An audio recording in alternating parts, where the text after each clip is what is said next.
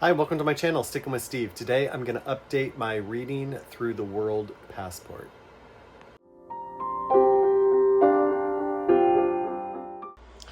So I am back to update my passport, or update you on my passport and my traveling through, or the world through reading. This is a project I started last year. I read 9 books last year that took place in other countries. And so if you're new to this, how it works is as I read a book that takes place in another country, I write down the country and where it's located, and then the book I read, and then just fun facts. And so for these videos, I like to talk about the fun facts of the countries that I quote unquote visited through reading. If you want to go back and see the earlier ones from last year, they are in a playlist, so you can go back on my channel, go to the playlist tab and look for the Traveling the World Through books, and you will find it. All right, since the last time that I updated, which is this is my first time this year, I read a book that took place in Japan, which is obviously found in Asia. The book I read was The Cat Who Saved Books, and I'm not even going to try to pronounce the name, but it was a fun book. The capital of Japan is Tokyo. The population is between 123 to 124 million people.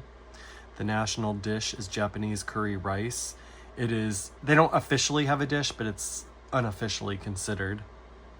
Fun facts about Japan is it is made up of thousands of islands. I thought it was just a few islands, but apparently it's thousands.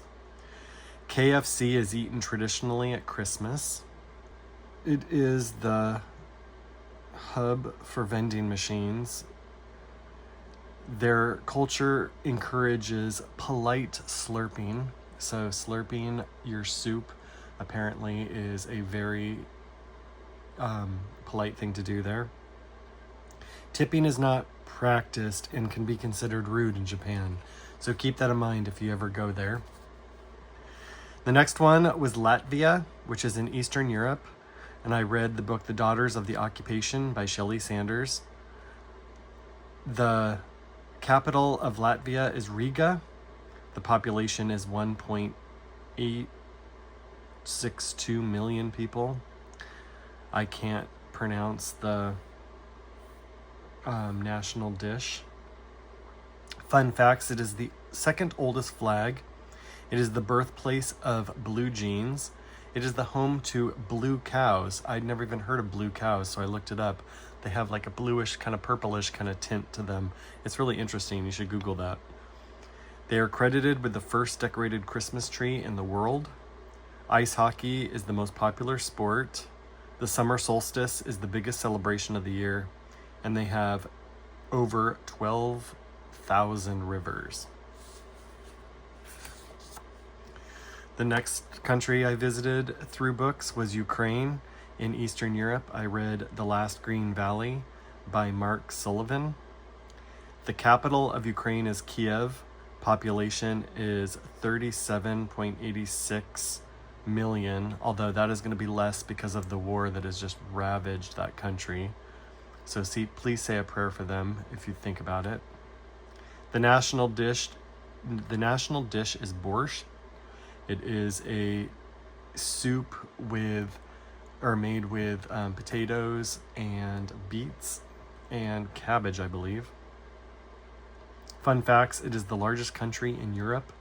It is known as the breadbasket of Europe due to its massive agricultural output, especially sunflower oil. The deepest metro station, Kiev is one of Europe's oldest cities, and it borders 7 countries. The next country I went to was France. The book I read is called The Book of Lost Names by Kristin Harmel.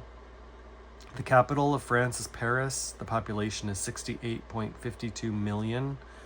The national dish, well, they don't officially have one, but pot au feu is considered it. I probably butchered that. I don't know how to speak French. Fun facts is that it's the most visited country in the world. I figured Italy would be, but it's not surprising that France is. Due to their variety of cheeses, it is said you can eat a different one each day of the year. They consume 25,000 pounds of escargot and 11 billion glasses of wine per year. So escargot and wine are very popular. So the next country I visited was the Czech Republic in Eastern Europe. The book I read was called The Last Bookshop in Prague by Helen Parcel. The capital is Prague. The population is 10.88 million. I can't pronounce the national dish. It has the largest number of castles, or maybe not the largest, but it has a large number of castles there. It is leading the world in beer consumption, which is surprising. I figured Germany would, but apparently Czech is the largest place for beer consumption. The word dollar originated in the Czech Republic, one of the hardest languages to learn. And there is a bone church. It's decorated with over 40,000 people's skulls, which is really interesting. I looked up pictures of it. It's really creepy. I want to learn more about that and what the purpose of that was. So the last one I have to show you today is from Portugal. Portugal obviously is in Western Europe. The book I read is The Librarian Spy by Madeleine Martin. The capital of Portugal is Lisbon. The population is 10.7 million. The national dish is, I don't know how to pronounce it, but it's salted dried cod. The oldest nation state in Europe is Portugal. It is the world's largest cork producer. Europe's longest bridge is there at 10.5 miles. It is the home of the oldest bookstore in the world in Europe. It is Europe's surfing mecca. Only 5% of Portuguese speakers live there, and Lisbon is older than Rome. So that is the countries I visited through reading.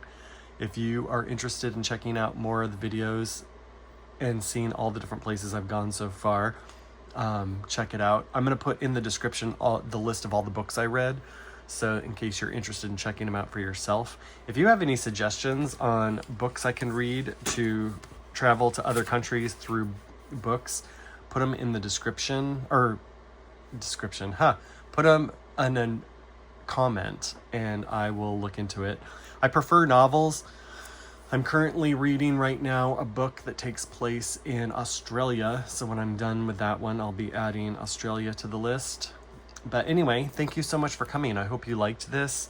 I hope it inspires you to travel the world through books, because it's really fun to do. And thank you so much for coming. I hope you enjoyed it. If you did, please consider liking and subscribing, and I'll see you next time. Bye.